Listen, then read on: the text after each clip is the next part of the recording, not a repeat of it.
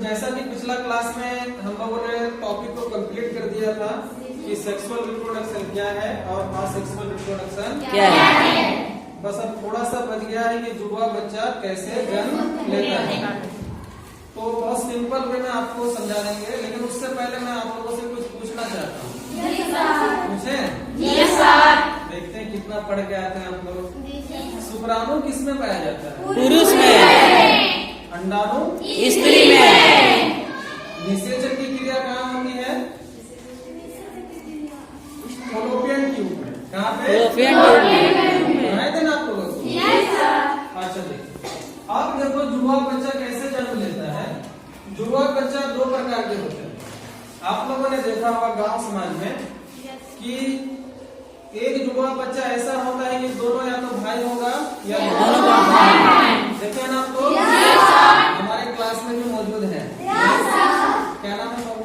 अंशु और दोनों बहन हैं। और कभी कभी आप लोग देखे होंगे कि एक भाई और एक बहन। लेकिन पहला कंडीशन जो हमने कहा, या तो दोनों बहन या दोनों भाई। ऐसी स्थिति में आप देखेंगे कि शकल सेम होता है।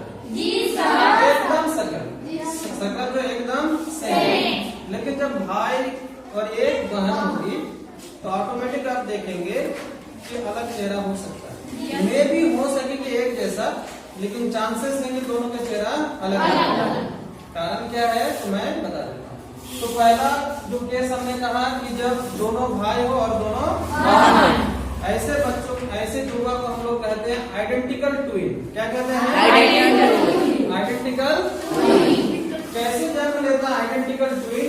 तो देखिए, अंडाणु हमने कहा था कि फॉलोपियन ट्यूब तक आता है ना? और ये यहाँ इंतजार करता है शुक्राणु का। किसका? शुक्राणु का। एक चीज और बताए थे, जब अंडाणु में पूछ नहीं होता है, ये गति नहीं कर सकता है। गति कौन करता है? तो शुक्राणु। वो भी हमने कहा था कि सारे शुक्राणु में पूछ नहीं होते। अगर 7 ml सीमेन की बात करें हम लोग, तो हमने कहा था कि 10 लाख शुक्राणु में पूछ होते और 10 लाख में नहीं होते। बताए थे? 10 लाख या 10 करोड़ था, मुझे याद नहीं आ रहा, लेकिन बताएंगे। ठीक है, कल बता देंगे आपको। तो देखिए यहाँ पे वेट कर रहा है अंडाणु किसका? शुक्राणु। अंडाणु यहाँ थोड़ा सा इसको आप बाहर ले लीजिए समझाने के लिए। ठीक है, इधर से एक शुक्राणु जाके इसमें टकराएगा। टकराने के बाद ये निषेचन की क्रिया फॉलोपियन ट्यूब में जैसे हो जाएगा, एक क्या बन जाता है? जायगोट। हमने कहा था कि फॉलोपियन ट्यूब में शुक्राणु और अंडाणु मिलकर के निषेचन की क्रिया के बाद क्या बनता है? जायगोट बनता है। क्या बनता है? जायगोट थोड़ा सा विकास करता है और एम्ब्रियो में परिवर्तित हो जाता है। किसमें? एम्ब्रियो में। और एम्ब्रियो में परिवर्तित होने के बाद ये यूट्रस में आकर के, बच्चेदानी में आकर के भ्रूण का शक्ल लेकर के वो विकास करता है और 9 महीना कुछ दिन रह करके फिर बच्चे का जन्म होता है। तो बाबू होता क्या है कि जैसे ही क्या बना, निषेचन की क्रिया के बाद जायगोट बनता है। क्या बनता है? जायगोट। किसी कारणवश कभी कभी क्या होता है कि ये जायगोट जो है, ये जायगोट का केंद्रक जो है 2 हिस्सों में बढ़ जाता है। कितने हिस्सों में? 2 हिस्सों में। एक चीज और हमने कहा था कि जायगोट जो होता है कोशिकीय रूप में होता है। एक कोशिकीय रूप में। किस रूप में? एक कोशिकीय। जैसा कि हमने आपको कहा था कि अमीबा में प्रजनन की क्रिया जो होती है द्विखंडन विधि द्वारा होता है। विखंडन विधि द्वारा बताए थे। उसमें हुआ क्या था कि एक केंद्रक 2 हिस्सों में बढ़ जाता है। बताया था ना? ठीक इसी तरह से कभी कभी मानव जायगोट भी कितने हिस्सों में बढ़ जाता है? 2 हिस्सों में। 2 हिस्सों में जैसे बढ़ता है, ये वाला हिस्से में एक भ्रूण का विकास होता है और ये वाला हिस्से में एक भ्रूण का विकास होता है। इस तरह से कितना बच्चा बन जाता है? जी 2 भ्रूण बनता है। दोनों यहाँ पे बच्चेदानी में आकर के मतलब यहाँ विकास होता है, फिर बच्चे का जन्म। तो जब एक स्पर्म, अच्छा कितना यहाँ मिला था? एक स्पर्म और एक अंडाणु।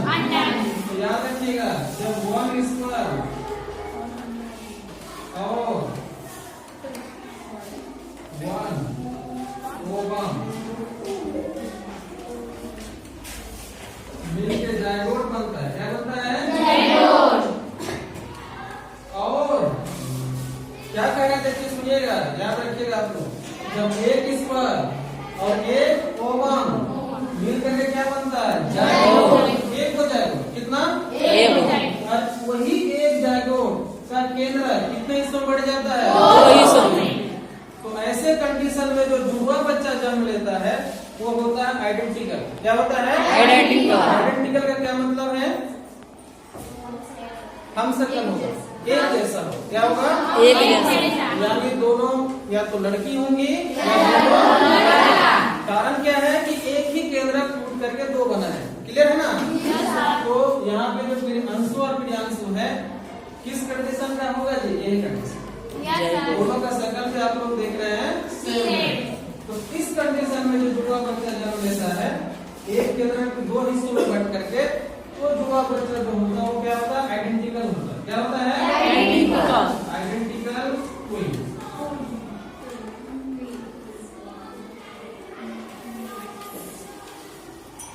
क्लियर है?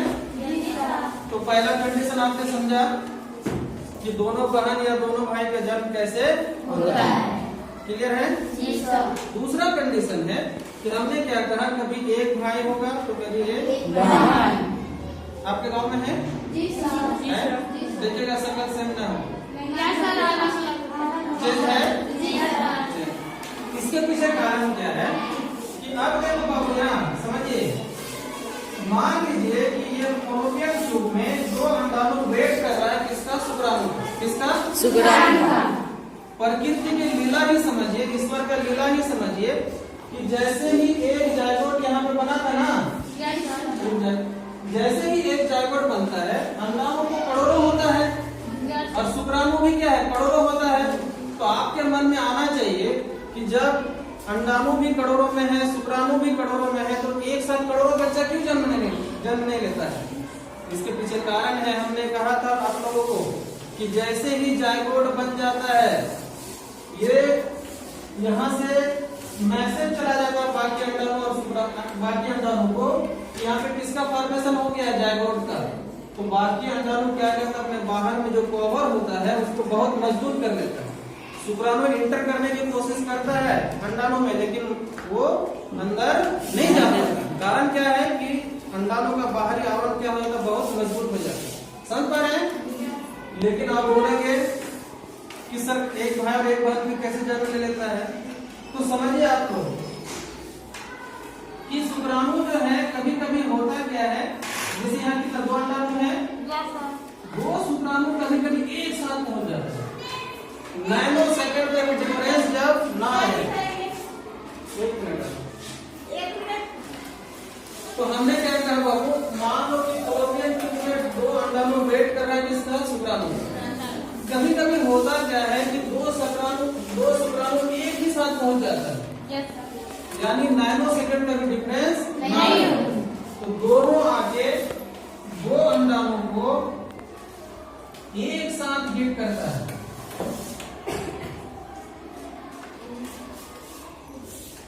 यानी दो अंडाणु जो यहाँ पे था वो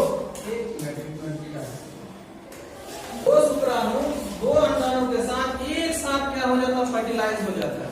इसके पीछे इसीलिए होता क्या है कि जैसे हमने कहा था कि एक जायगोट बनने के बाद ये मैसेज अन्य अंडाणु को दे देता है कि एक जायगोट बन गया है। वो बाकी सारे अंडाणु अपने बाहर क्या कर लेता है? मजबूत कवर बना लेता है।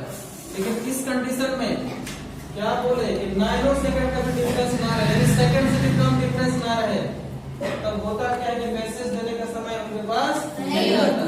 तो ऐसे कंडीशन में क्या कितने जायगोट बन जाता है? दो जायगोट। कितना जायगोट बनता है? दो। तो हो सकता है कि एक क्या हो? लड़का हो एक और एक लड़की। समझ पा रहे हैं? यानी कि जब टू इस पर तुम खुद देखो, दो इस पर और कितना? दो अंडाणु। तो जब टू इस पर प्लस टू ओवम क्या हुआ? Two ohm. ऐसे कंडीशन में कितने जाइगोट बनेंगे बाबू? दो। कितने जाइगोट बनेंगे? दो जाइगोट बनेंगे। और हो सकता है कि ये दोनों जाइगोट जो है अलग अलग बच्चे का हो, या तो एक लड़का हो या एक लड़की। दोनों की खासियतें भी अलग अलग होंगी, क्योंकि दो अंडाणु भी अलग अलग हैं और दो शुक्राणु भी अलग अलग है। तो ऐसे कंडीशन में जो जुड़वा बच्चा जन्म लेगा अनआइडेंटिकल होगा, यानी कि चेहरा एक जैसा नहीं होगा और सेक्स भी एक जैसा नहीं होगा, यानी एक मेल हो सकता है और एक फीमेल हो सकता है। किसी को डाउट है? नहीं सर। एक बार रिवाइज कर लेते हैं 1 मिनट में कि जब एक स्पर्म और एक ओवम मिलकर के क्या बनता है? जाइगोट। एक स्पर्म है और एक ओवम है तो जाइगोट भी एक ही बनेगा। ऐसे कंडीशन में तो जाइगोट होता है अगर किसी कारणवश इसका केंद्र कितने हिस्सों में बढ़ जाता है? 2 हिस्सों में। तो चूंकि एक केंद्र के 2 हिस्सों में बढ़ने से 2 अलग अलग भ्रूण का विकास हुआ है, इसीलिए दोनों बच्चों का चेहरा, दोनों बच्चों का सेक्स क्या होगा? एक जैसा होगा, क्योंकि एक ही केंद्र के टूटने से 2 जुड़वा बच्चे का क्या हुआ है? जन्म हुआ। लेकिन जब 2 स्पर्म और 2 ओवम मिलकर के 2 जाइगोट बनाता है तो ऐसी कंडीशन में ये होता है कि दोनों जुड़वा अलग अलग सेक्स का होगा, अलग अलग शक्ल का भी होगा। क्लियर है या नहीं? आपके मन में कभी कभी ये भी आता होगा कि कभी कभी 3-4 को भी जन्म लिया है, लेकिन यस सर। 5 को भी लिया है। Yes sir. वो अपवाद है। वो क्या है? बाबू होता क्या है कि स्त्री किसी गाँव में 5 हुआ है। कितना हुआ है? 5। ये अपवाद है। क्या है? मैं बताऊंगा कि 5 भी कैसे हो सकता है, लेकिन अगले क्लास में। ठीक।